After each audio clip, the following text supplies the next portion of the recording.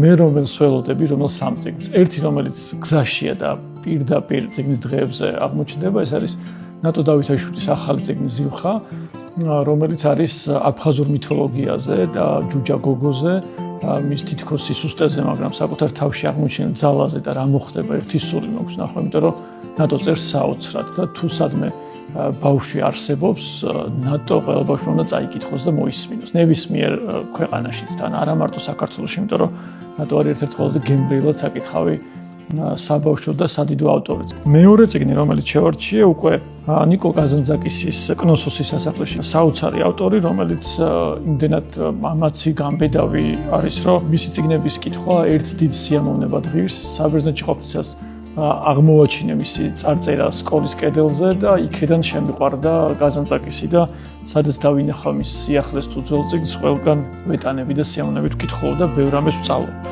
და მესამე წიგნი, ესეც ახალი წიგნია, ივა ფეზუაშვილის ედელ ვაისებს, საოცარი ნაწერი. ვერ იგებ წიგნს კითხულობ თუ ფილმს უყურებ თუ სპექტაკლზე ხარ, იმიტომ რომ ხედავ გისმის ის რაც ხდება, თითქოს შენ ხარ ამ წიგნის პერსონაჟი და მოგზაურობ ამ წიგნში. ამიტომ მიუხედავად იმისა, რომ ეს წიგნი უკვე წავიკითხე, წიგნის დღეებზე მაინც ველოდები, რაღაცით მეგობართან შეხვედრასავით ველოდები, რომ დავინახავ, მგონია რომ დამიძახებს ეს წიგნი, ესე ველოდები ამ წიგნის გამოჩენას.